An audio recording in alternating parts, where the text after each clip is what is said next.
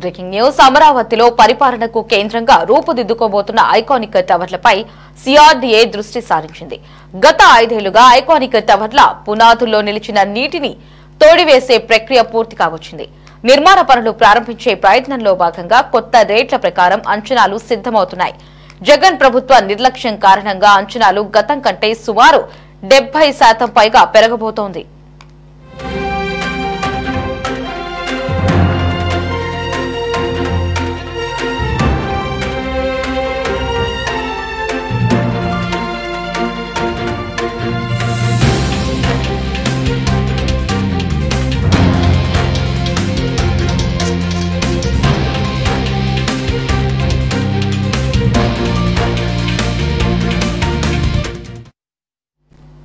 అమరావతిలో పరిపాలన మొత్తం ఒకే చోట నుంచి జరిగేలా అప్పట్లో టీడీపీ ప్రభుత్వ హయాంలో 4 హెచ్ఓడి టవర్లతో పాటు ఒక జీఏడీ టవర్ నిర్మాణం చేపట్టారు. పటిష్టత కోసం రాఫ్ట్ ఫౌండేషన్ వేశారు. వైసీపీ ప్రభుత్వం వచ్చాక పనులు ఆపివేయడంతో పునాదుల్లో భారీగా నీరు నిలిచిపోయింది. తిరిగి పనులు ప్రారంభించేందుకు డిసెంబర్ 25న నీటిని తోడివేత ప్రక్రియ మొదలుపెట్టారు. ఇక పునాదుల్లో నీటిని తోడివేసే ప్రక్రియ ముగింపునకు చేరింది.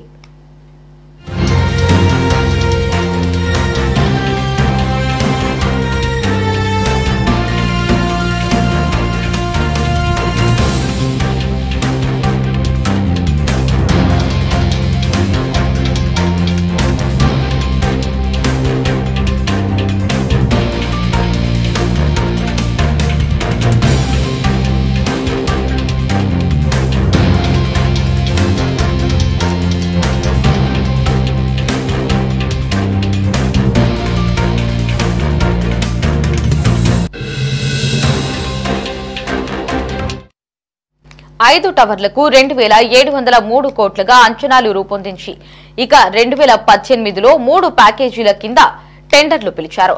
జేఏడీ టవర్ బేస్మెంట్, గ్రౌండ్ ఫ్లోర్ కాకుండా 47 అంతస్తులుగా నిర్మిస్తున్నారు. మిగిలిన 4 హెచ్ఓడి టవర్లు 39 అంతస్తులతో ఉంటాయి. ఇవన్నీ డయాగ్రిడ్ నమూనాలో నిర్మిస్తూ ఉండడంతో సగానికి పైగా ఇనుము వినియోగించాల్సి ఉంది. 2018తో పోలిస్తే స్టీల్ ధర సుమారు 65% వరకు పెరిగింది. దీంతో పాటు ఇసుక, సిమెంట్ ధరలు కూడా పెరిగాయి. ఫలితంగా నిర్మాణ వ్యయం పెరుగుతోంది. ఇప్పుడు అంచనా వ్యయం 4687 కోట్లకు ఎగబాకినట్లు తెలుస్తోంది. ఇక హైకోర్టు, అసెంబ్లీ, శాశ్వత భవనాల అంచనాలు కూడా పెరిగాయి.